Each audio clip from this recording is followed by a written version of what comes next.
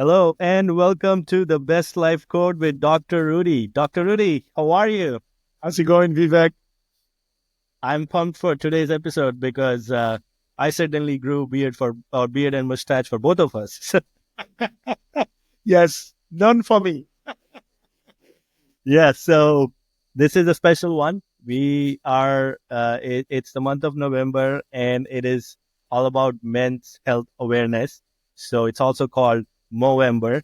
Oh, And that's the theme of today's episode. So we are going to unleash everything about men's health today. Dr. Rudy is going to give us all that men need to know. Let's. yes, yes. And men's healthcare is something that's really important to talk about because men don't really take care of their health. They don't go to doctors. It's the if it ain't broke, don't fix it type of mentality. So we're here to really help men and even their partners or their spouse how to help the men in their lives. Yeah, not to put myself under the bus, but I'm also that kind of one. But thankfully, once you touch that 40 milestone, you at least build that awareness to go. So I Complete, start going. complete. All right. So, Dr. Rudy, first question. November or November is the month about raising awareness for men's health. Can you share a personal experience or memory that made you passionate about focusing on men's health and wellness? Yeah, it's so, what we're going to do on this episode, we've talked already a lot about hormonal health. So we're going to broach hormonal health, but I want to talk about men's health in general because I'm also a primary care doctor. My specialty is internal medicine. So my goal is how to help screen for any potential problems. So when you think about men's health and general health, what you want to think about, number one, is heart disease and the risk of heart disease and how to screen for heart disease. Because heart disease remains the number one killer in our society. And men tend to be at higher risk of heart disease than women. And a lot of it is tied to increased body weight, increased cholesterol, insulin resistance. So all of those things, I'm going to go over what a men should check when they go to a doctor. And I remember that story very well because I have a patient, unfortunately, who came to see me. He was 43 years old with young kids, came to see me. We found that he had prediabetes. All of his inflammatory biomarkers were high. And we wanted to start him on the program, including hormone replacement. He was busy with life in his really busy job. We did not see him. And 6 months later, we heard that he passed from a heart attack. He never had a chance to really start the program or start any program to help his health. So my message today is men, take care of yourself. We need men to stay healthy, to really be there for their family. Our concept when we speak a lot, Vivek, is take care of you, fill your cup so that you can help people around you. So today that message is men, don't be afraid. Don't say I'm fine. Remember what we said, do a self-inquiry, get tested, go see your doctor so that you can find any issues with your health because the earlier you deal with them, the better. So that patient, that always going to stay in my mind because the direction of his life could have been different had he started. And sometimes it's easy things we start, metabolic improvement and get tested. So number one, when a guy goes to a doctor's office, the first thing we're worried as primary care doctors, what are your risks for metabolic disease or cardiovascular disease? And we usually add 4 components of the metabolic syndrome, and men should know those numbers. Every man, I tell all my patients, every patient, they should know some basic numbers. Number one, what is their blood pressure? Number 2, their blood sugar or insulin resistance. Number 3 would be their cholesterol numbers. And number 4 would be their waist size, how big their abdominal cavity is. Those 4 components are part of the metabolic syndrome. And you want to be sure that each 4 of those components, you address them and you keep them within optimal range. So number 1, we're going to talk about blood pressure. Normal blood pressure should be around 120/80. That's optimal. Anything above that, you want to start finding ways to help you deal with this. If your blood pressure is only a mild elevation, maybe 10 points, 130 over 90, 135 over 85, you want to start doing lifestyle changes. Things like losing weight, increasing lean muscle mass, decreasing your sodium intake, doing breath work. Studies show that doing paced breathing 20 minutes a day can decrease your blood pressure by about 20 points. But if you don't check your blood pressure, you just won't know because blood pressure is called the silent killer. It can be really high or it can be somewhat high and you have no symptoms until the first symptoms could be a stroke or a heart attack. So check your blood pressure. If there's anything elevated, make sure you see your doctor.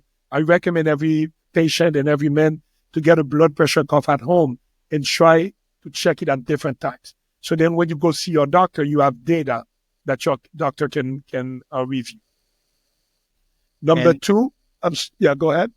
and do you think is there any, I don't even know this from a medical perspective, is it like any of Apple watches and those things have those devices, does those work for real So data the collect? blood pressure hasn't been there. Like I think the Apple is going to come up with the blood pressure one. I'm not sure they came up with it yet. They have the heart rate monitor on the Apple, which is good. And interestingly enough, the heart rate is really good because I've had a few patients that detected abnormal heart rhythm or atrial fibrillation thanks to their Apple watches. And atrial fibrillation increases the risk of stroke. So not a bad idea if you have the Apple to check your heart rhythm. I don't think the blood pressure function is there yet, but it's coming. But they have so many cuffs now that you can buy. There's so many gadgets, but or you go to CVS or Walgreens, they have free blood pressure cuffs there, but measuring blood pressure to know what your levels are for that silent killer. Very important. Number two, for cardiovascular disease, you want to know what's your insulin resistance levels. So you want to check things like your fasting blood glucose should be less than 100. Optimally, we want it less than 8. Fasting insulin to try to see if your body has to work hard. If you want the insulin level to be below 10, optimally, we like it below 5, below 7. The higher your insulin level, the higher your risk to progress into prediabetes or diabetes. And then finally, you want to check a blood test called the hemoglobin A1C. That's an average blood sugar over 3 months. Should be less than 5.6 for prediabetes. So those 3 measures help you determine what's your level of insulin resistance.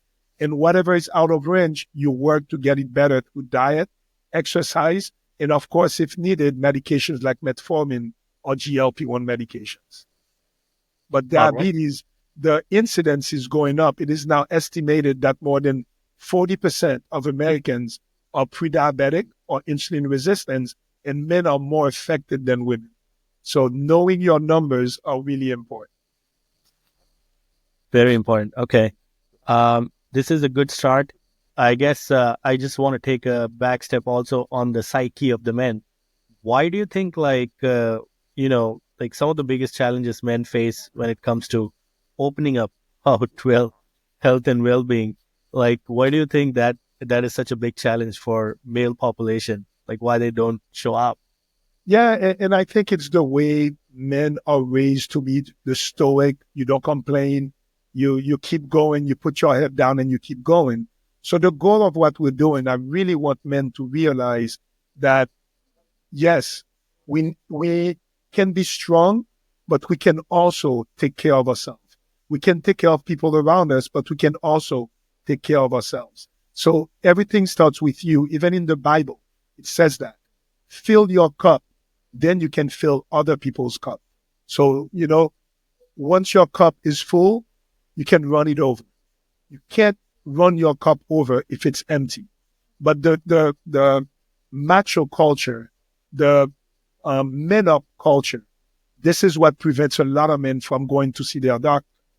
So a lot of what we're doing here is to really sensitize men to be like the same way you take care of your car and you take it to get a car wash, to get it engine checked, to get its oil changed.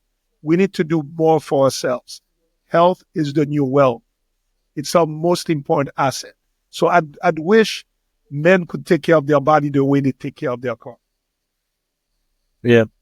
Um, is are there any warning signs, like outside of the readings and also outside of the metabolic and cardio related signs? Outside of that, there is other things that we should be looking at. What are those signs?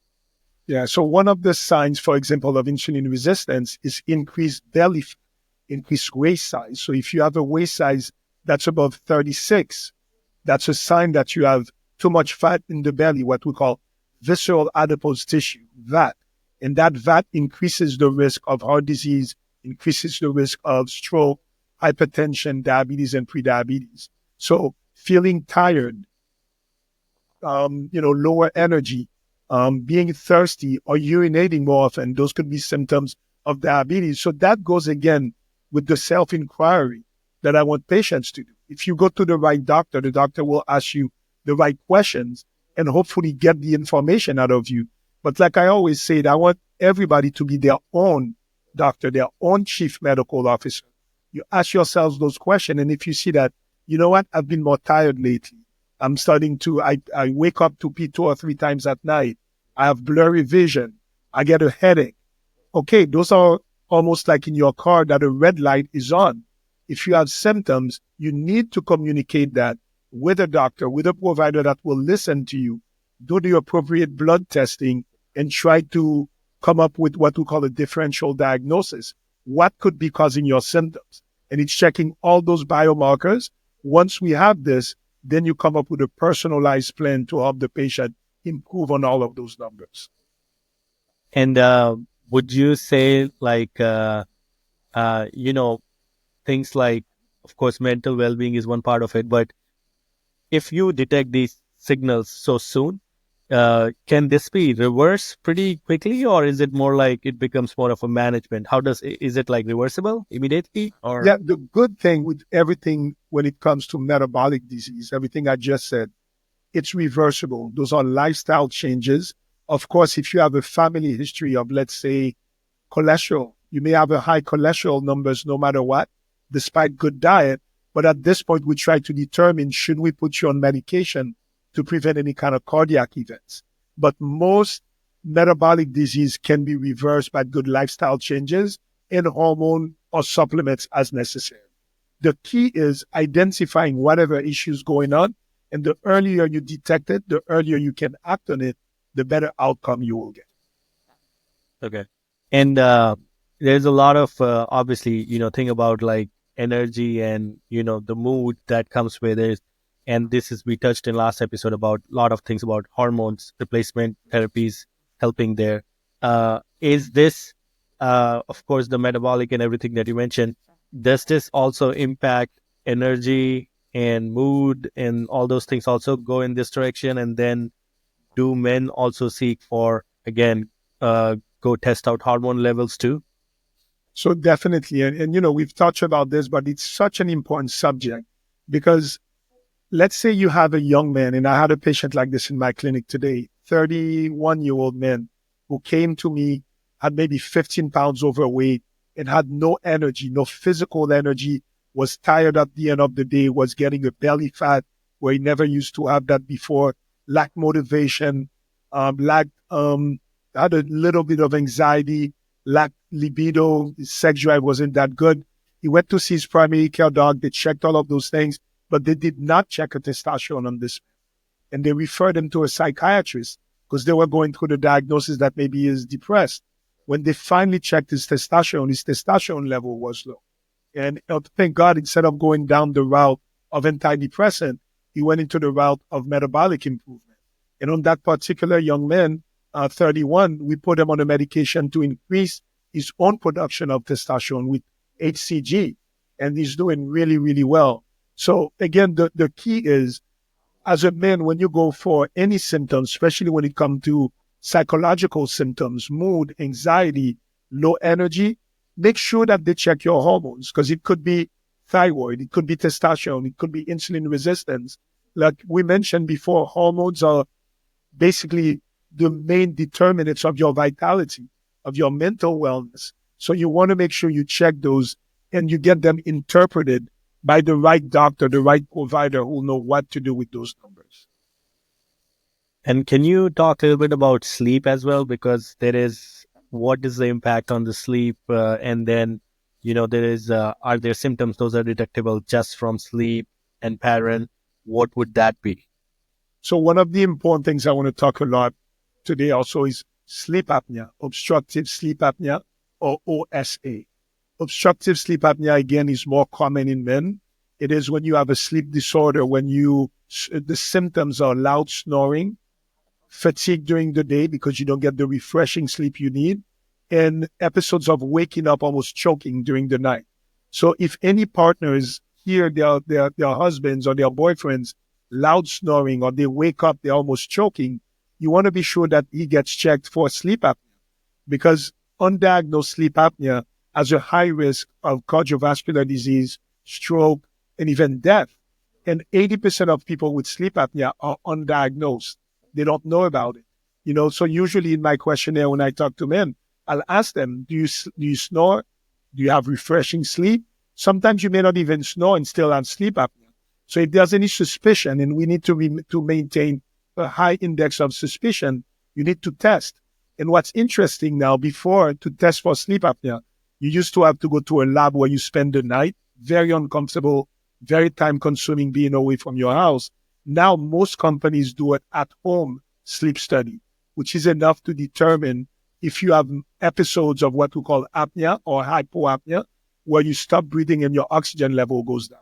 And there are specific criteria to determine if you have that diagnosis. And if you do have it, it needs to be treated.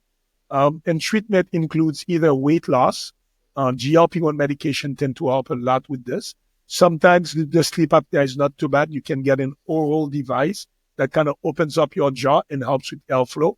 Or in more severe cases, you may need the use of a machine called the CPAP.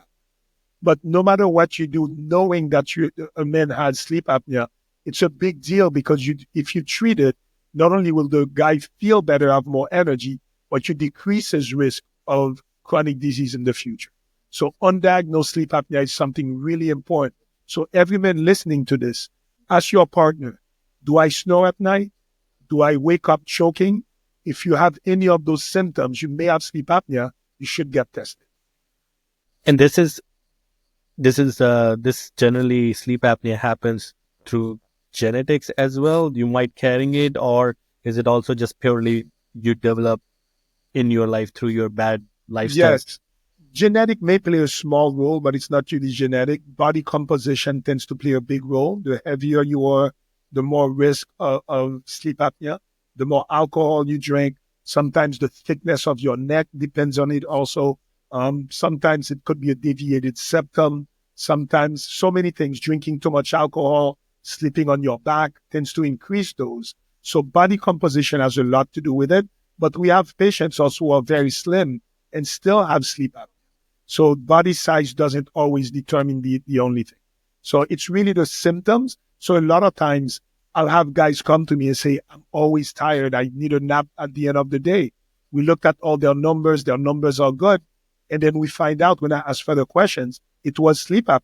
Once they treat their sleep apnea, their energy level gets better.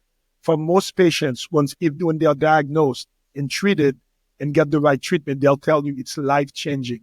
That's how much energy level you can get back with good nights of sleep. So correct me if I'm wrong here. So it's really, with the treatments that available, it's just to make sure you're not getting that interrupted sleep and you're getting that deep sleep, what's needed for your rest. But sleep apnea itself cannot be reversed. Is that the right way to No, interpret? it can be reversed, especially if you lose a lot of weight, where now the airflow is good. So the problem with sleep apnea is that you don't get enough oxygen in your lungs while you're sleeping. So you can't get rest. So if you improve airflow, whether with weight loss, with that machine, or with the airway, the oral device, it's almost like you reverse it. If you regain the weight, it can come back, but it's manageable and can be reversed with weight loss. But the most important thing is awareness, diagnosis. Understood. Okay. And now the mental health aspect of this, especially for men's health in general, uh, what do you believe is like most effective strategies that men can use to improve their, I like to say it, resilience, mental resilience, and well-being? Are there things that we should do specifically and which should also align with wellness, not ignoring it? What would you recommend there?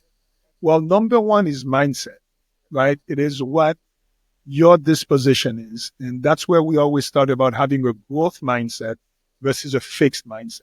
So being able to be more resilient and adaptability to change. Because as we go through life, things happen. Bad things happen. Good things happen. Are you as a man, are you somebody who has a fixed mindset, who lives in victimhood and in a state of lack? Or are you more in a growth mindset where you live in godhood in a state of abundance? And it's a decision every man can take, no matter what your external circumstances are. Finding a way to have inner peace and bliss is one of the things that you can control. Of course, the better your overall physical health is, the better your mindset can be. But you can overcome a lot of physical ailments with the right mindset. So working on your mindset, the way I work on my mindset is I try to develop that no matter what resilient mindset. I do a lot of positive affirmations. I live in gratitude. I say thank you for everything and I count my blessings for everything that happens in my life. And not to say that things are perfect. Things are never perfect. That helps me deal with the ups and downs of life easier. So mindset is number one. Number two, your social connections. And there is an epidemic of loneliness in men where multiple studies are showing that men, especially as they get older, their circle of friends or social support decreases.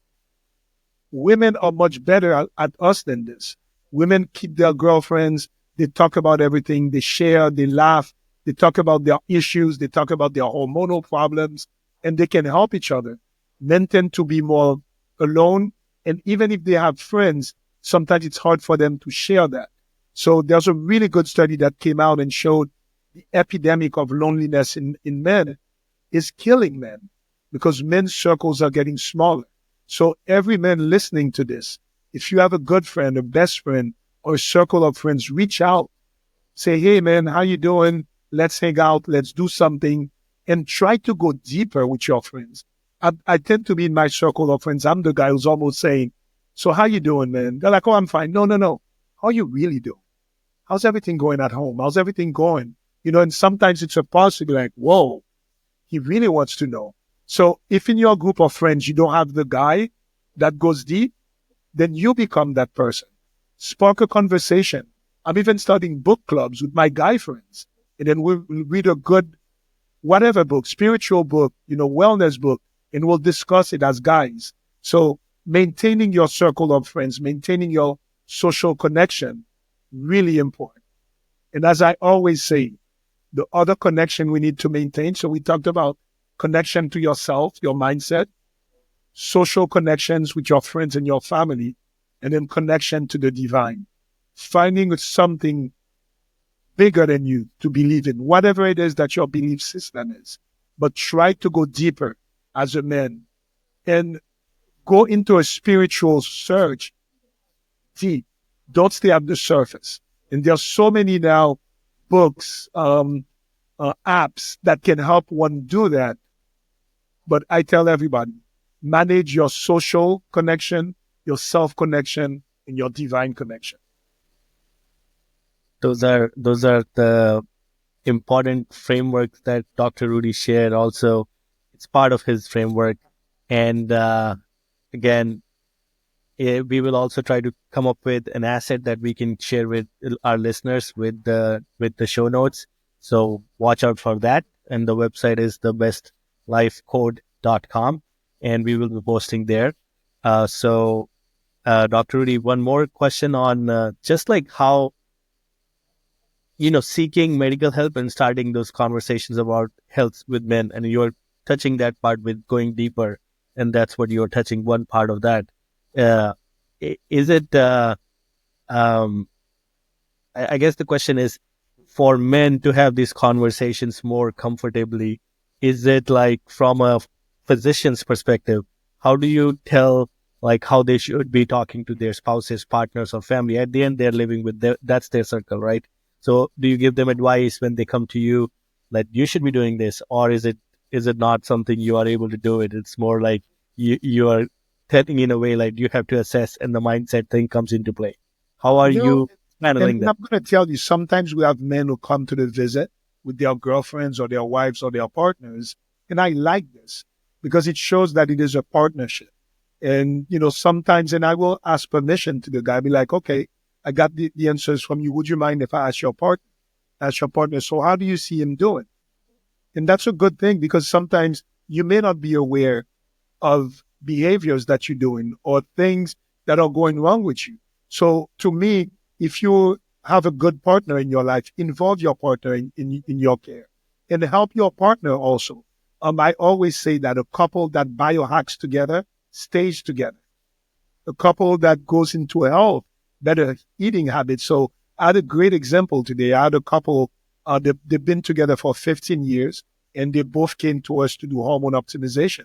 And they were going through their history that when they were together since high school and they went through during their high school years in their 20 and college years, they were drinking a lot, partying a lot, and they did it together. As they got older, they had kids. Now in their mid 40s, they're changing their habits together. They're like, we drink way less. We go to the gym together now. So we are improving our habits because we realize as we're getting older, our body cannot tolerate the same thing. And they are both in sync into improving their lives. What happens sometimes is one partner wants to improve their lives, the other is still lagging behind with habits.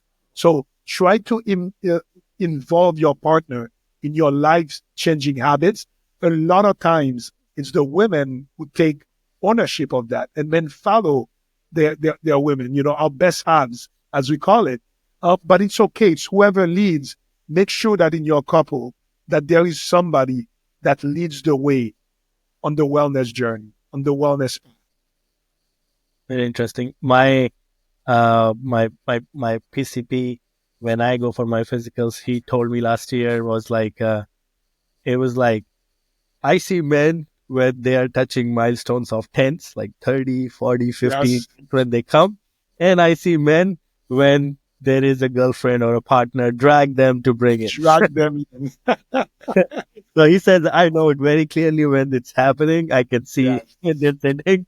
And it's funny that how this works. Yes. um, So, and this is what most primary care doctors are doing.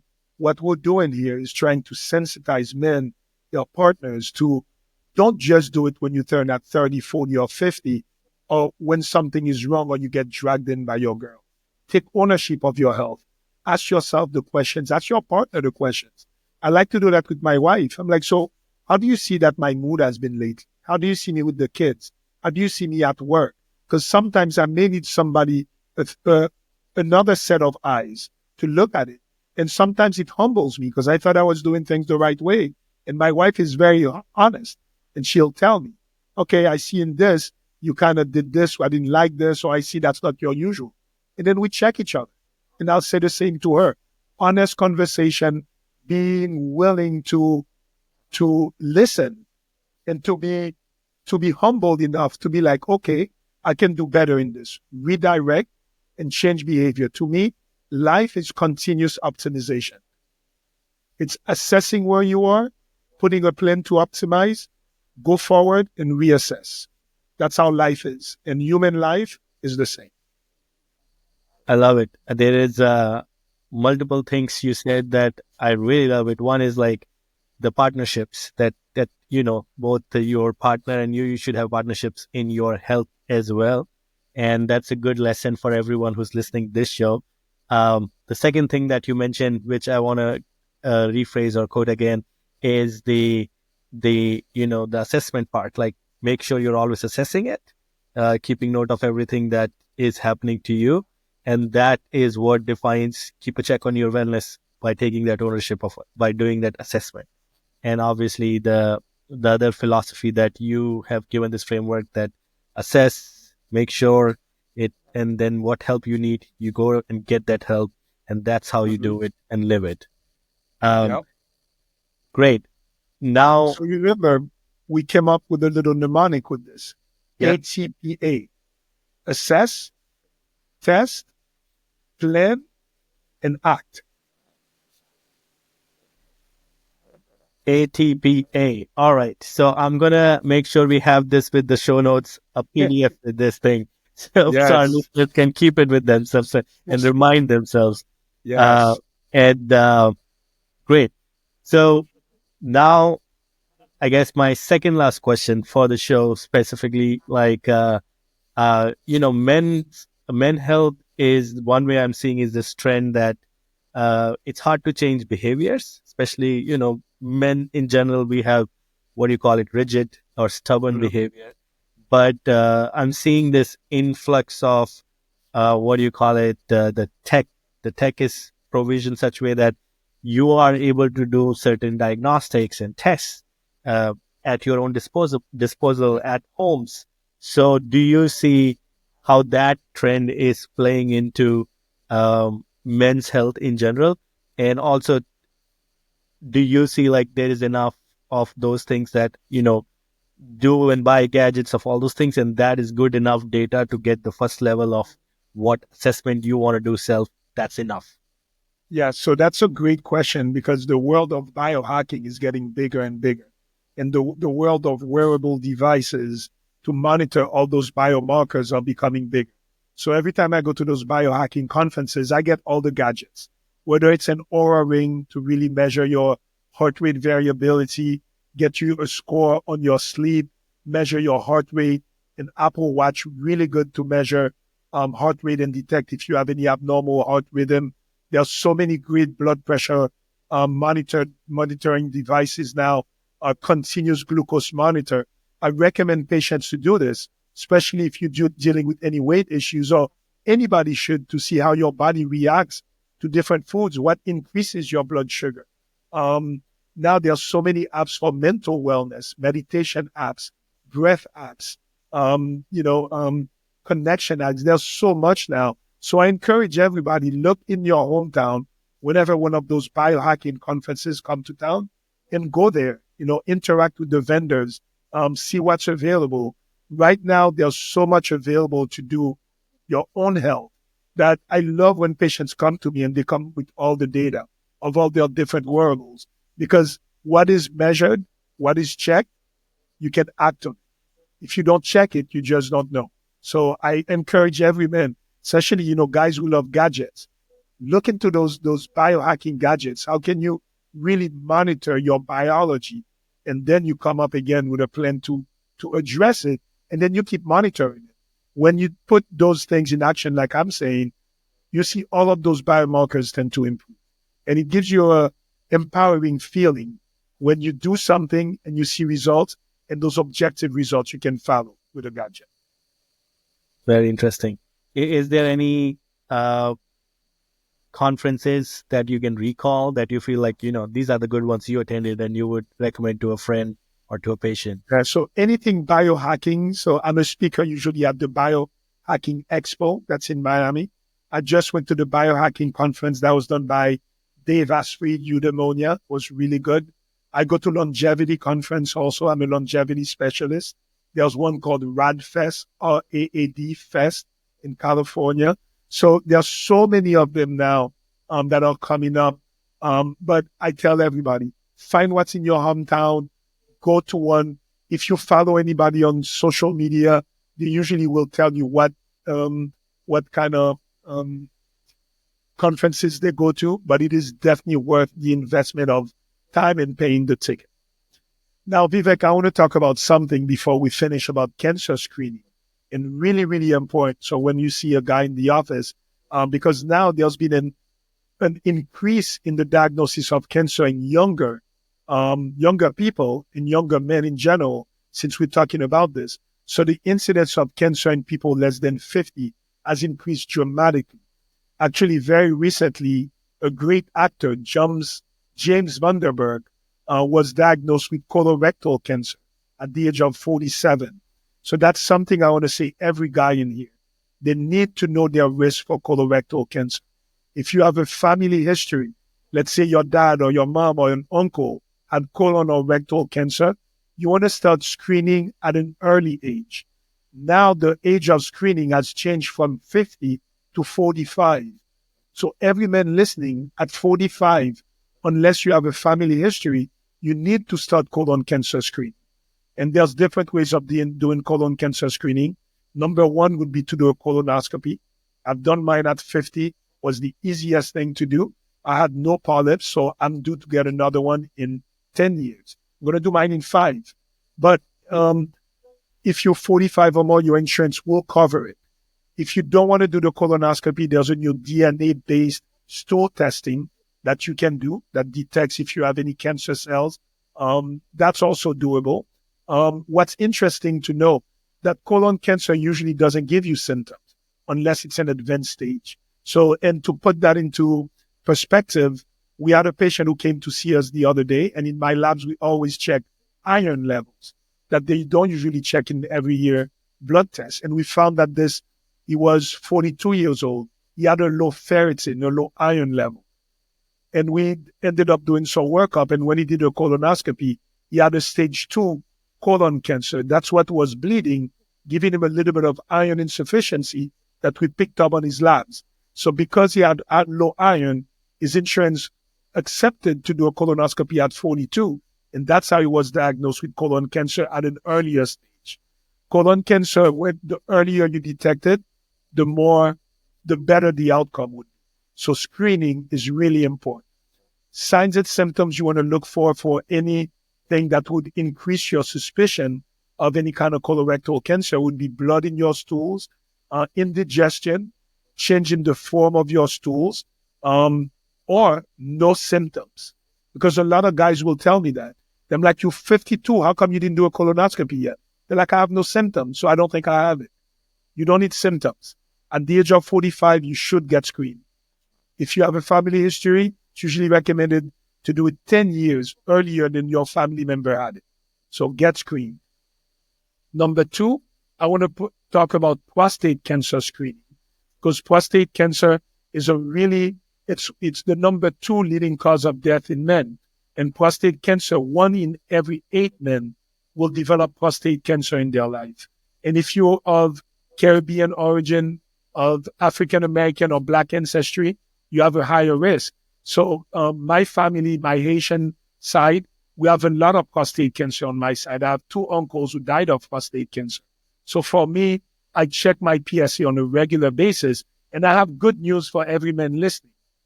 You don't need the rectal exam. You don't need the finger anymore to check for prostate cancer. According to the American Association of Urology, what you need to do is a blood test. The PSA test is enough to screen for colon cancer. So every man should have a discussion with their doctor to see what age would be appropriate to start prostate cancer screening. And you don't have to be worried. You don't need the finger in your bum to do the testing. Just a blood test will do. All right, you heard it. So really make sure you are getting these tests done. And especially if you have a family history, you just have no excuse to miss them. And that's the strong message from Dr. Rudy here on this show. Last question, Dr. Rudy. So finally, for Movember, what specific message or takeaway would you like to leave our male listeners and those who care about men's health? Yeah, so our message is always going to be very congruent into the same thing I always say, but even more for Movember. Ask yourself the questions. Are you satisfied with the life that you're living? Don't just live your life. Assess, where are you? How satisfied are you? Test, right? Plan, come up with a plan of action, and then act on it. ATPA, every person, every patient, every human being needs to have that, because we do that for our cars. We do that for any gadgets that we like. We maintain them. Our bodies are temple. It's the most important asset. Our health is the most important asset. Let's make sure that we don't just preserve it, we optimize it. Don't just be satisfied with the absence of illness. Go for wellness, holistic wellness. So that's a message that we'll never tire of saying. And the responsibility lies in your hand. As an individual, you control that. And then you go and look for the right team to help you get. You don't just let the doctors or your partner get you into health. You get interested in your own health. I know it's not easy. Sometimes it's daunting. It's a lot of information. Life is busy. You have to make a living. You have kids. Life is busy. But now we have podcasts. We have everything available. We have Audible books. You have, like YouTube shorts. So when I'm in my car, I'm always listening, always learning, because the more we know, the more we can act. Power is knowledge. There it Yeah. is. Knowledge is power. Knowledge is power. Yeah. And again, ATPA, emphasis on that. Uh, Thank you, Dr. Rudy. This has been great. I appreciate it. And like I said, this time I'm going to make sure there is a PDF attached with the ATPA picture on it so you all can use it. And we will also post it on our social media so everybody can download, save it, however you want to do it. And once again, happy Movember to men, to women, to everyone who cares about men's health. And we are looking for next episode of the Best Life Code in 2 weeks. Thank you, Dr. Rudy. Much appreciated. Thank you. And I'm going to say, we don't just care about men. We're going to do a female hormonal podcast show also to really go about what women need to be looking for and what hormones women need. There you go. All right. Thank you. Cheers. Thank you, Vivek.